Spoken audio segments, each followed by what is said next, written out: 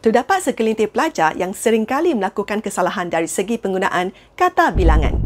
Dalam video ini, cikgu akan membincangkan kesalahan-kesalahan yang seringkali dilakukan oleh murid-murid agar anda faham dan tidak akan melakukan kesilapan yang sama dalam peperiksaan.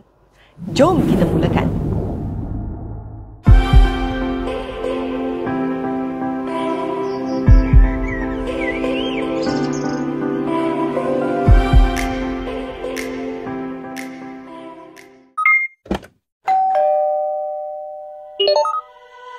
Tahukah anda apakah itu kata bilangan?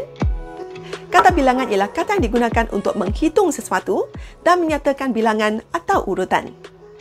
Kata bilangan terbahagi kepada 7 jenis iaitu kata bilangan tentu misalnya 1, 2, 10, 100, 1000, 3 juta dan seterusnya.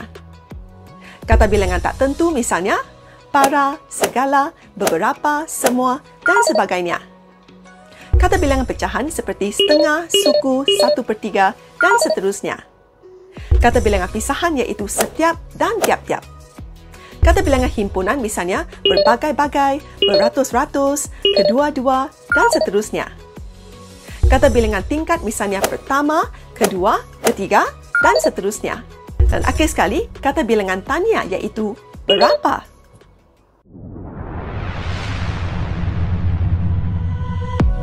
Mari kita lihat kesalahan penggunaan setengah. Setengah ibu bapa tidak meluangkan masa bersama dengan anak-anak mereka di rumah kerana mereka sibuk bekerja. Jadi ayat ini adalah salah. Sepatutnya, setengah-setengah ibu bapa tidak meluangkan masa bersama dengan anak-anak mereka di rumah kerana mereka sibuk bekerja. Jadi ayat ini adalah betul. Dalam bahasa Inggeris, some parents, jadi some ialah setengah-setengah, do not spend their time with their kids at home because they are busy with work. Busy with work maksudnya sibuk bekerja. Jadi kata bilangan sesetengah juga boleh digunakan dalam ayat ini. Mengapakah setengah tidak boleh digunakan untuk ayat ini? Kata bilangan setengah tidak sesuai digunakan dalam ayat ini kerana setengah membawa maksud yang berlainan iaitu half dalam bahasa Inggeris seperti setengah gelas air, setengah liter minyak dan sebagainya. Lagi aneh kan kalau kita guna setengah untuk ibu bapa?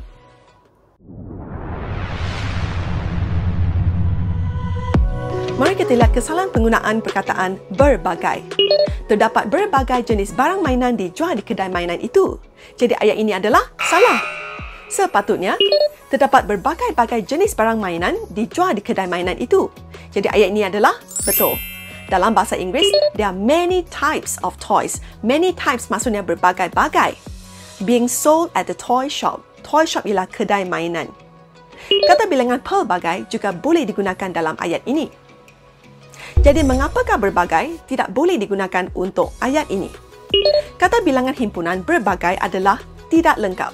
Oleh itu, kita sepatutnya guna berbagai-bagai ataupun pelbagai. Kata bilangan himpunan yang lain seperti berjenis-jenis, bermacam-macam, kedua-dua, ketiga-tiga, berabad-abad dan sebagainya juga tidak boleh disingkatkan sewenang-wenangnya.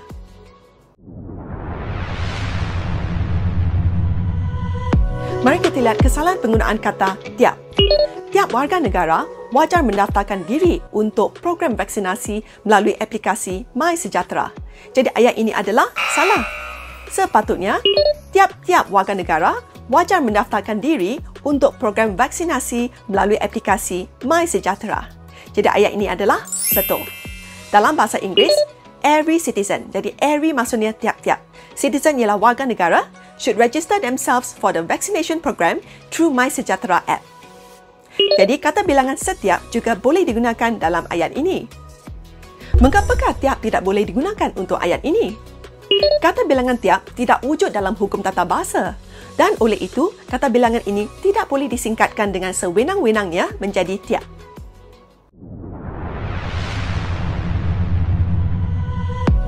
Mari kita lihat kesalahan penggunaan kata para-para. Para pelajar perlulah belajar dengan bersungguh-sungguh untuk mencapai keputusan yang cemerlang dalam peperiksaan. Jadi ayat ini adalah salah.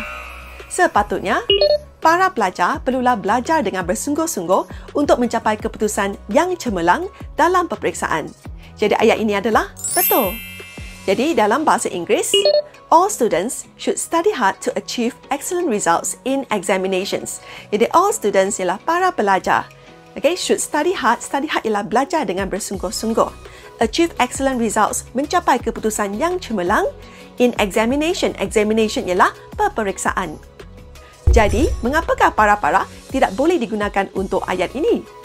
Para-para membawa maksud yang berlainan iaitu rak, macam book rack. Kata para pula bermaksud semua iaitu sudah membawa maksud jamak. Oleh itu, perkataan para tidak perlu digandakan lagi.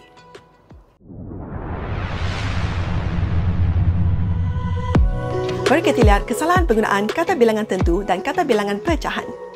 Saya menunggu kawan saya di perhentian bas selama 2 suku jam. Jadi ayat ini adalah salah. Sepatutnya, saya menunggu kawan saya di perhentian bas selama 2 jam suku. Jadi ayat ini adalah betul. Dalam bahasa Inggeris, I've waited ialah menunggu, for my friend, kawan saya, for 2¼ hours. 2¼ hours ialah 2 jam suku. At the bus stop. Bus stop ialah perhentian bas. Mari kita lihat kesalahan ayat yang seterusnya. Harga pen itu ialah RM8.5. Jadi ayat ini adalah salah.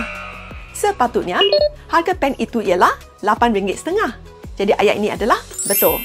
Dalam bahasa Inggeris, the price of the pen, jadi price ialah harga. Okay, the price of the pen is RM8.5. Jadi RM8.5 ialah RM8.5. Mengapakah hal ini sedemikian? Dalam hukum tata bahasa, kata bilangan tentu iaitu 2 dan 8 tidak boleh didekatkan dengan kata bilangan pecahan iaitu suku dan setengah. Setakat di sini sajalah video untuk kali ini. Cikgu berharap video ini akan dapat membantu para pelajar supaya tidak melakukan kesalahan dalam penggunaan kata bilangan.